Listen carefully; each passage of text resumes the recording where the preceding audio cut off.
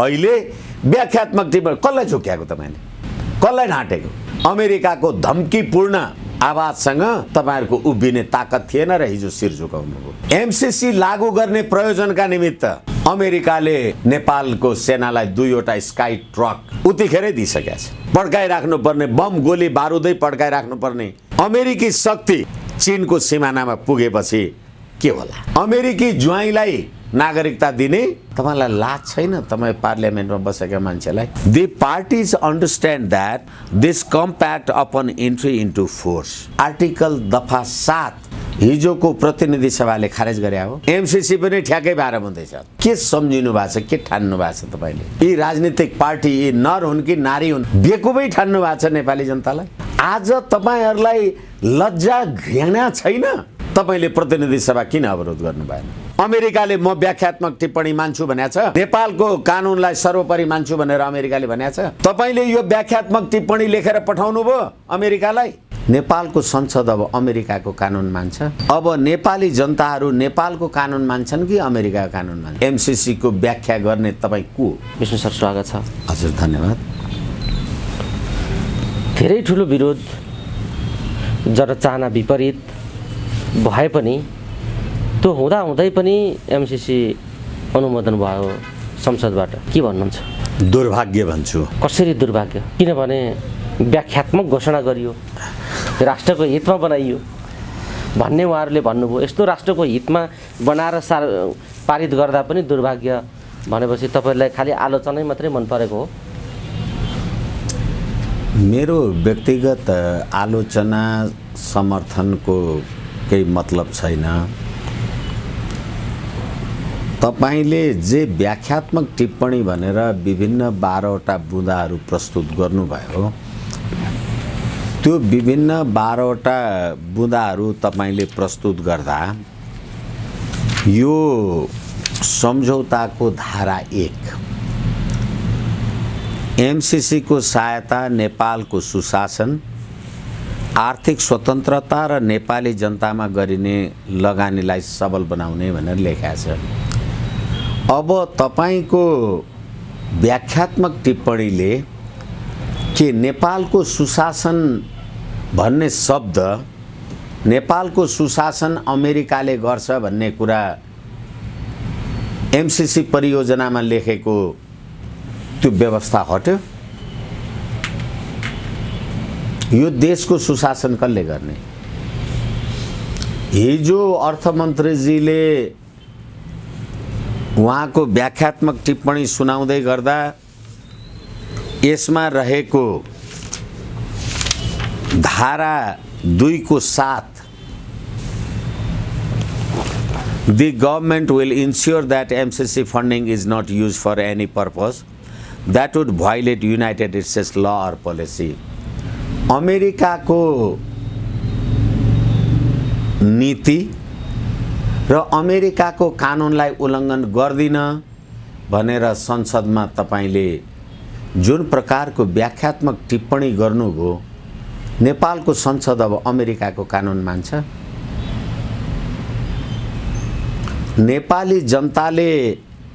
नेपाली जनताको प्रतिनिधि सभाले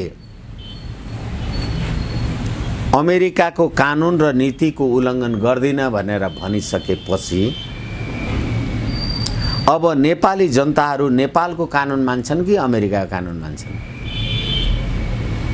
तपाईको व्याख्यात्मक टिप्पणीले यो अलिकति शब्दको चयनले अलि तिक्तता हुन्छ अलि अशोभनीय जस्तो पनि हुन्छ तपाईले सधैँ बाटोलाई बिगारेर खराब बाटो अथवा गलत अभिप्रायका साथ तपाईले एमसीसी को व्याख्या गर्ने तपाई को र तपाईले दिनु भएको 12 बुँदे उसमा अहिले अखबारमा पनि आएको छ नेपालको कानुन सर्वोपरि हुन्छ भनेर तपाईले लेख्नु भएको छ अब एमसीसी सम्झौता हामी संशोधन गर्दैनौं जस्ताको तस्तै तपाईहरु कि लागू गर्नुस् समय थपिदैन तपाईहरुले यो मान्नु भएन भने हामी अमेरिका र नेपाल नीतिमा पुनरावलोकन गर्छौं र त्यो कुरालाई तपाईहरुले नजरअन्दाज गर्नुभयो भने तपाईहरु चीनको उक्साहटमा हुनुहुन्छ भनेर चीनको परराष्ट्र मन्त्रालयका प्रवक्ता वाङ वीले अमेरिकाको धम्कीपूर्ण कूटनीति भनेपछि अब तपाई अहिले नेपालको कानुन र संविधान सर्वोच्च छ भन्ने तपाईलाई लाज छैन? तपाई पार्लियामेन्टमा बसेका मान्छेलाई यो एमसीसी सम्झौताको दफा 7 The parties understand that this compact upon entry into force यो सम्झौता लागू भएपछि यो सम्झौताका पक्षकारहरू यो कुरा बुझेका छन्, थाहा छन्, मान्छन्, यो कुरा थाहा छ, उनीहरू मान्छन् कि यो सम्झौता लागू भएपछि entry into force will prevail over the domestic lodge of Nepal. नेपालका सम्पूर्ण कानुनहरू भन्दा यो सम्झौता माथि हुन्छ भनेर लेखेको आर्टिकल दफा 7 हिजोको प्रतिनिधि सभाले खारेज गरे हो। अमेरिकाले तपाईहरुले यो गर्नु भएको 12 बुँदे हेर्नुस् है, यो राज्य व्यवस्थापन 12 बुँदे 62-63 एमसीसी पनि ठ्याक्कै 12 बुँदे छ। हिजोको यिनीहरुको व्याख्यात्मक टिप्पणी भने अब यो एमसीसी को दफा 7 खारेज भयो, त्यसलाई अमेरिकाले माने। के सम्झिनु भएको छ, के ठान्नु भएको छ तपाईले? यसकारणले गर्दाखेरि यो नेपाली जनतालाई नेपालको राजकीय सत्ता र सम्प्रभु सत्ता माथिको यो राज्य व्यवस्थाले, यो प्रतिनिधि सभाले गरेको घात हो। अझै अर्को कुरा, कुनै पात्रको नाउँ लिनु आवश्यक छैन। हिजो प्रतिनिधि सभामा बोल्ने कुनै एउटा मान्य सदस्यले संसारका 116 राष्ट्रले मानेको शान्ति क्षेत्र नेपाललाई तपाईले अमेरिकाको सुरक्षा रणनीतिमा हाल्दै हुनुहुन्छ भनियो। त्यस बारेमा व्याख्यात्मक टिप्पणीमा तपाईले सम्बोधन गर्नुभयो। फेरि अर्को कुरा, एउटा यी राजनीतिक पार्टी यी नर हुन् कि नारी हुन् थाहा छैन, नेकपा एमाले भन्ने एउटा राजनीतिक पार्टी एकीकृत समाजवादी कम्युनिस्ट पार्टीको गठनदेखि अहिलेसम्म या सभामुखको राजीनामा या त ती 14 जना सदस्यको संसद सदस्य समाप्त अथवा त्यो दलको अस्तित्व समाप्तको लागि निरन्तर प्रतिनिधि सभा अवरोध गरेर आइराखेको। हिजो किन अवरोध गरेन? तपाई एमाले उपस्थित भएर प्रतिनिधि सभाको बेल घेराउ गर्ने मात्रै काम गर्नुभयो, अवरोध गर्नु भएन। किन गर्नु भएन? तपाईकै पार्टीको मान्य सदस्य भीम रावलले त्यो एमसीसी हुन्छ र हुँदैन संसदको काम कार्यवाहीमा भाग लिनुभयो। तपाईले संसद अवरुद्ध गर्नु भएको हो भने तपाईकै पार्टीको उसले यो छलफलमा कसरी भाग लियो? बेकुबै ठान्नु भएको छ नेपाली जनतालाई। तपाईकै पार्टी तपाई नै सरकारमा हुँदा प्रदीप गेवाली परराष्ट्र मन्त्रीले एमसीसी जस्ताको तस्तै हुबहु पारित गर्नुपर्छ भन्ने तपाईहरु होइन। आज तपाईहरुलाई लज्जा घृणा छैन? तपाईले प्रतिनिधि सभा किन अवरोध गर्नु भएन? तपाईको पार्टीको मान्य सदस्यले, सम्मानित सदस्यले पक्ष होस् कि विपक्ष होस् सदन त चल्न दिनुभयो। किनभने प्रकारान्तरले तपाईहरु कांग्रेस, एमाले, माओवादी, एकीकृत समाजवादी सबै डोनाल्ड लूले अस्ति 2078 माघ 26 गते तपाईका नेता प्रणेता तपाईहरुका महान हस्तीलाई टेलिफोन गरेर एमसीसी जस्ताको तस्तै पास गरे भनेको थियो। जस्ताको तस्तै पास गर्नुभयो। तपाईको प्रतिनिधि सभामा भ्रिकुटी अनलाइनलाई यो कुरा याद होस्। तपाई र मेरो बीचमा हामीले एउटा कुनै सम्झौता गर्यौं। तपाईको प्रतिनिधि सभामा तपाईले गर्नुभएको 12 बुँदे समझदारी भन्नुस् अथवा 12 बुँदे व्याख्यात्मक टिप्पणी भन्नुस्, अमेरिकाले म व्याख्यात्मक टिप्पणी मान्छु भनेको छ। किन त्यो अमेरिकाद्वारा त्यो व्याख्यात्मक टिप्पणी तपाईले स्वीकार गराउन सक्नु भएन? त्यति मात्रै होइन, सन्धि ऐन 2047 को दफा 9 यसले के भन्यो? दुई देश बीचमा भएका सन्धि सम्झौता र स्थानीय कानुन बाज्यो भने सन्धि सम्झौता लागू हुन्छ, कानुन खारेज हुन्छ। आज तपाई अखबारमा हेडलाइन छपाउने नेपालको कानुन र संविधानलाई सर्वोपरि मानेर पास गर्ने भनेर, नेपालको कानुनलाई सर्वोपरि मान्छु भनेर अमेरिकाले भनेको छ। यस्ता नचाहिँदा काम कारबाही गरेर नेपाललाई अमेरिकाको शक्ति राष्ट्रको पोल्टामा हाल्ने काम एमसीसी 2011 देखि अथवा 2017-14 सेप्टेम्बरमा सही गरेदेखि आजसम्म त्यो कागज त जस्ताको तस्तै छ नि। तपाईले 2022 मा आएर मात्रै त्यो पढ्नुभयो अनि व्याख्यात्मक टिप्पणी तपाईलाई अहिले मात्रै थाहा भयो।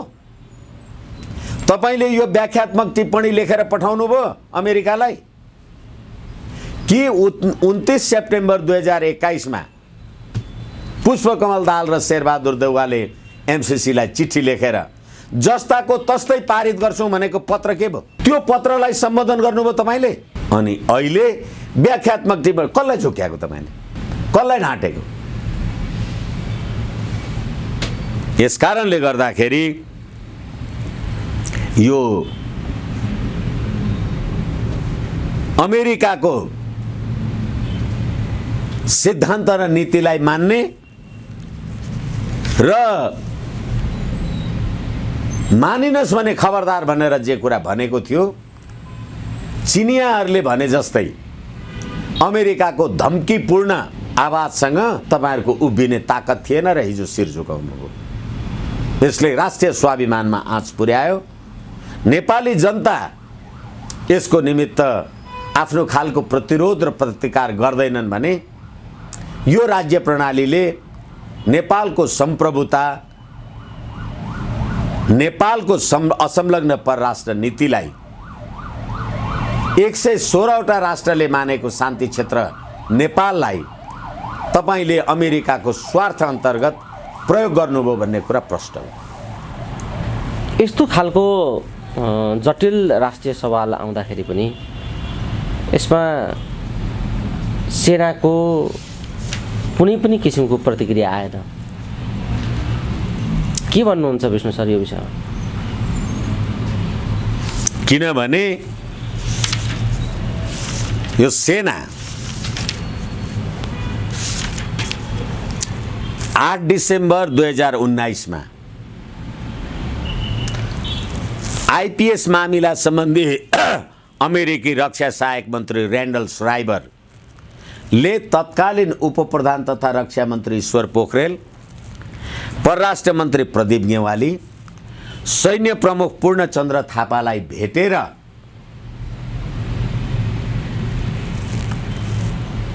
नेपालसँग राज्य स्तरमा पनि रक्षा सम्बन्ध जोड्ने अमेरिकाको इच्छा छ भने कहिले?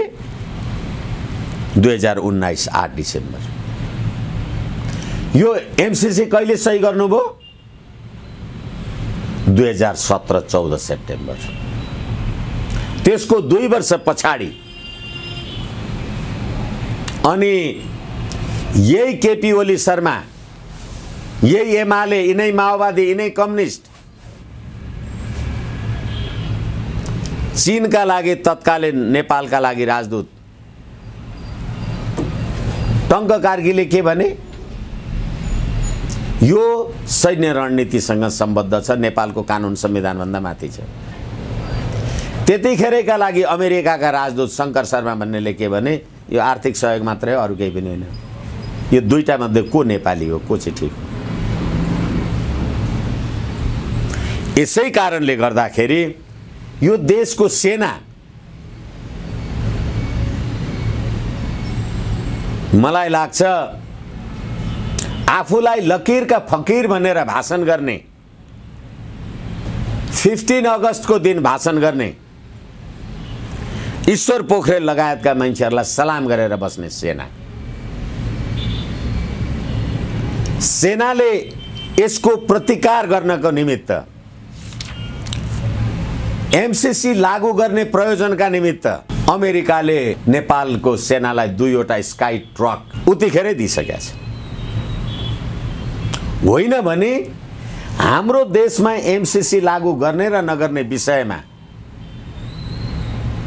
चीनको परराष्ट्र मन्त्रालयका प्रवक्ता वाङ वीले फागुन 2 गते यस्तो अभिव्यक्ति दिनुमा के अर्थ थियो त? यसैले बन्दुकै पड्काइराख्नुपर्ने, बम गोली बारुदै पड्काइराख्नुपर्ने, अनि मात्रै नेपाली जनताले युद्ध थाहा पाउने भन्ने हो भने यो कूटनीतिक सामरिक हिसाबले वास्तवमा नेपाललाई चीन र अमेरिकाको द्वन्द्वमा फसाउने यो रणनीति अन्तर्गत यो सबै 12 बुँदे समझदारीका प्रणेताहरू संलग्न भएका हुन्। जसरी दिल्लीमा 12 बुँदे समझदारी गरेर अहिले नेपालको यो हाल छ, अब यसलाई अमेरिकाको शक्ति केन्द्रको शक्ति सन्तुलनको माध्यम नेपालको भूमि प्रयोग गर्ने, चीन विरुद्ध नेपालको भूमि प्रयोग गर्ने गतिविधिमा यो शक्ति पनि प्रयोग हुन्छ। अब यसमा सेना, मैले भनिहालेँ, यदि यो बीबीसीले दिएको यो समाचार असत्य हो भने सेनाले खण्डन गर्नु पर्यो। होइन भनेदेखि यो सम्पूर्ण शक्तिहरू अमेरिकाको शक्तिका अगाडि नतमस्तक भएका हुन्। असंलग्न परराष्ट्र नीति नेपालको कायम भएको मैले चाहिँ देखिनँ। अब यसमा गम्भीर असर पर्यो। यो असंलग्न परराष्ट्र नीतिमाथि यसले गम्भीर असर पार्ने कुरा देखियो तपाईँको भनाइमा यो एमसीसीले, होइन? अब त्यसो भए तपाईँ यो नमानेको भए, धेरैचोटि हामीले भनिसक्यौँ, अहिले पनि हामीले नमानेको भए डोनाल्ड लू अमेरिकी रक्षा सहायक मन्त्रीले के भन्नुभयो? तपाईहरू मान्नुहुन्न, हामी नेपालको अमेरिकाको नेपाल नीतिमा पुनर्विचार गर्छौँ अनि के सम्झिन्छौँ, तपाईहरू चीनसँग प्रभावित हुनुहुन्छ। अब तपाईले मान्नुभयो, मानेपछि के भयो त? अमेरिकाको नेपाल नीति पनि परिवर्तन भएन र अमेरिका चीनसँगको नेपाल चीनसँगको निकट पनि हो भन्ने कुरा उहाँहरूले मान्नु भएन। भनेपछि के हामीले चीनसँगको दुश्मनी मोल्या हो त? हो कि होइन? केपी शर्मा ओलीजीले 77 पुस 5 गते प्रतिनिधि सभा पहिलोपटक विघटन गर्दा चीनको अन्तर्राष्ट्रिय विभागका प्रमुख केयुएचओ नेपाल आएर जे कुरा गर्नुभयो, लामो कुरा म जान्दिनँ। जाँदा जाँदै उहाँले भन्नुभएको थियो, नेपालको राजनीतिक अस्थिरताले चीनको सुरक्षा व्यवस्थामा खतरा नपुगोस्। हामीसँग त्यो ताकत थियो, छ, हामी चीनको सुरक्षा व्यवस्थालाई खतरा पुर्याउन सक्छौँ। अहिले मानसरोवर जाने लिपुलेक, लिम्पियाधुरा र कालापानी वाला बाटो त सेनाले खन्छ नि। त्यो बाटो किन सेनाले खन्ने? मजदुर लगाए हुँदैन? त्यसै गरेर रसुवा, केरुङ, काठमाडौँ विद्युत लाइन प्रसारण आदि इत्यादि गर्दाखेरि अब जहाँ एमसीसी लागू हुन्छ त्यहाँ नेपालको कानुन लागू हुँदैन भनेपछि त्यहाँ कुन शक्ति आउँछ, कुन क्षेत्र आउँछ, के आउँछ? अनि त्यतिखेर अमेरिकी शक्ति चीनको सिमानामा पुगेपछि के होला? यसकारणले गर्दाखेरि अब नेपालको असंलग्न परराष्ट्र नीति अमेरिकी ज्वाइँलाई नागरिकता दिने, लिपुलेक, लिम्पियाधुरा र कालापानी, सरिता गिरी मार्काका, महन्त ठाकुर मार्काका रोटी र बेटी नेपाली नागरिकता नभए पनि भोट हाल्न पाउनुपर्ने, अनि गोरखपुरसम्म विद्युत प्रसारण लाइन जाने भएपछि अमेरिका, नेपाल र भारतको संलग्नता जे देखियो त्यसले चिनियाहरूलाई झस्काउने र सतर्क बनाउने बाटो किन गरेन? प्रश्नसँग गरे। विशेष सर यो परिस्थिति जे तयार भयो, यिनीहरूले एमसीसी मार्फत जे तयार गरे, नेपालको राजनीति जतातिर मोडियो, जसरी अमेरिकी धुरीमा नेपाललाई हाल्ने काम गरियो, अब यस पछाडिको राजनीति कसरी अगाडि बढ्न सक्छ र अबको स्थितिलाई तपाईँले कसरी आकलन गर्नुभएको छ बताउनुहोस् न। अब के चाहिँ नेपाली जनताले एमसीसीलाई सशक्त प्रतिरोध गरेर यसको कार्यान्वयन गर्न दिनु हुँदैन? होइन भने अमेरिकी शक्ति, अमेरिकी स्वार्थ, अमेरिकी विश्वशक्ति अगाडि नतमस्तक भएर झुक्नुपर्छ, अर्को बाटो छैन। हवस्, समय दिनुभयो यो समय र संवादका लागि यहाँलाई धेरै धेरै धन्यवाद। हवस्, धन्यवाद।